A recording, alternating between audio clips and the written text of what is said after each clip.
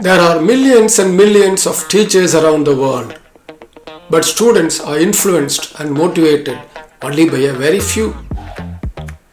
There are millions and millions of managers around the world, but employees are influenced and motivated only by a very few. There are millions and millions of people around the world who claim to be leaders in society and politics, but people follow only a few with confidence. Do you know why? Because only a few know the art of persuasion. Those who can persuade others can influence and lead others. Friends, this is Dr. L.J. Charles, a life skill trainer and facilitator for around 4 decades. In this video, we are going to discuss persuasion, one of the 10 principles of leadership. If you haven't watched our videos on servant leadership till now, then we highly recommend you to watch them to understand the need of servant leadership, a more humane leadership approach, and the 10 principles that form the core of servant leadership. For details, please check the links in the description. Now, in this video, let's see what persuasion is and the strategies to develop and use it effectively as a leader and as an individual. Persuasion is influencing others through understanding, empathy, and shared purpose rather than through authority or coercion. And that's why Yusuf A. Lenge said, persuasion can go through obstacles that force cannot. And Aristotle said, character may almost be called the most effective means of persuasion. Persuasion is about influencing others through understanding, empathy, and shared purpose rather than through authority or coercion. Persuasion in servant leadership is a crucial skill and a tool that distinguishes it from other leadership styles.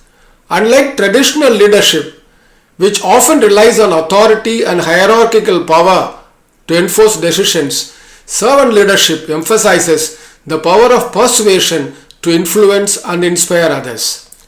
Persuasion is a very powerful tool used in leadership, communication, and interpersonal relationships. Let's move on to the effective strategies for developing persuasion as a skill and using it. The first strategy is to establish your credibility. Whenever you get an opportunity, demonstrate your knowledge and competence in the subject matter or the job you do. People are more likely to be persuaded by someone they perceive as an expert in the field they work. Build trust by being honest, reliable, and consistent. Remember, a good character is the most powerful tool used to persuade others. And that's why Aristotle said, character may almost be called the most effective means of persuasion. When people trust you because of what you are, they are more open to your persuasion. The next strategy is to understand your team before you try to persuade them. Tailor your message to align with the interests, values, and needs of your team. For example, if you guarantee an extra bonus, you can persuade anybody who is in need of money. The more relevant your message to them is, the more persuasive it will be. Understand and care your team as a good friend. Abraham Lincoln said, if you wish to win a man over to your ideas, first make him your friend. In every opportunity, show them that you understand and care about their concerns and wellness. For example, if an employee is sick, ask him whether he has consulted a doctor. Your empathetic approach helps to build rapport and makes your team more receptive to your message. Let's move on to the next strategy. Use emotional appeals to connect. As Benjamin Franklin said, if you want to persuade, you must appeal to the interest rather than intellect. People often make decisions based on emotions rather than logic. So, Use stories, anecdotes, or examples that evoke emotions like joy, fear, or inspiration. Frame your message in a positive light, focusing on the benefits and opportunities rather than the risks or the downsides. For example, give a clear picture of opportunities available for them if they successfully complete a project. Tell them how your friend has gone up in his career because of his hard work. Next strategy is to use social proofs for leveraging your stand. Highlight endorsements or testimonials from others who support your position. People are influenced by the actions and opinions of others, especially those they respect or relate to. Use case studies or real-world examples to demonstrate how others have successfully adopted the idea or solution you are proposing. For example, you can narrate real-life stories of people who have achieved in business or sports or politics. Let's move on to the next strategy. Create a sense of obligation. Offer something before asking for something. Offer something of value before asking for something in return. For example, make gifts on their birthdays or wedding anniversaries. This creates a sense of obligation in others to reciprocate. Small, thoughtful gestures can build goodwill, making others more likely to agree with your requests. For example, giving a lift to the office will definitely go deep into their minds. The next strategy is to align larger requests with small initial commitments. Make your team agree to small commitments at first. Once they commit to do something small, they are more likely to agree to larger requests that align with their interest and initial commitment. For example, at first, request them to work one more hour for only one day. If needed, they may come forward to work extra hours for so many days.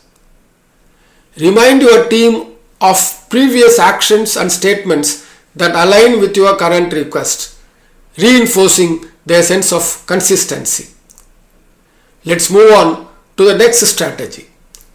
Emphasize the rarity or limited availability of an opportunity or resource. People are more likely to act when they perceive that something is scarce or exclusive. For example, tell your team that among all the teams, the CEO has chosen your team to organize a prestigious function in the company. Members will definitely come forward to work hard to celebrate the function successfully. Make time-sensitive offers. For example, tell your team that if they complete a project 10 days ahead of the deadline, they will be taken on a tour to any place of their choice in India. Create urgency by setting deadlines or emphasizing that the opportunity won't last forever. The next strategy is to refer to credible authorities or experts who support your position. People are more likely to be persuaded by those with recognized and established authority. For example, point to how an expert outside your company supported your opinion or stand. Always present yourself and your information in a professional and polished manner. Your appearance and presentation can enhance your perceived authority. The next strategy is to use facts, data, and rational explanations to make your case. Always present logical, well-structured arguments with clear evidence to support your position. Address potential counter-arguments or concerns in advance, showing that you have thought the issue thoroughly. For that, you must listen to them first. That's why Dean Rusk said, One of the best ways to persuade others is with your ears, by listening to them. Let's move on to the next strategy. Repeat main points multiple times in different ways. Repetition helps reinforce the message and makes it more clear and memorable. Ensure that your message is consistent across different contexts and communications to build a strong and coherent argument. For example, choose the right word and sentence and use it whenever or wherever you have to deliver the same message. The next strategy is to align your message with the values and identity of the group. Appeal to the desire of your team to belong to a group. For example, tell them to surpass the target if they want to become member of the prestigious club in the company. Frame your message in a way that aligns with the values and identity of the group your team wants to identify with. Use language and examples that make your team feel included and valued as part of the solution or decision. The next strategy to persuade is use charts, graphs, images, and other visual tools. Use charts, graphs, images, and other visual tools to reinforce your message. Visuals can make your argument more compelling and easier to understand. For example, if you want to show the branches of your company around the world, use the world map marked with your branches. The next strategy is to maintain a calm and confident demeanor. Stay calm and confident even when faced with resistance. As Desmond Tutu said, don't raise your voice, improve your argument. Confidence can be contagious and help sway others in your favor. Be patient and give your audience time to process the information you have given. Pressuring them may backfire and make them resistant to your message. The next strategy is to follow up with additional information, reminder, or encouragement.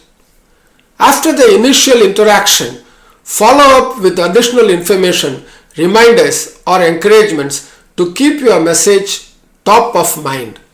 For example, send messages or emails or display a poster on the notice board to reiterate the old one and to add something new.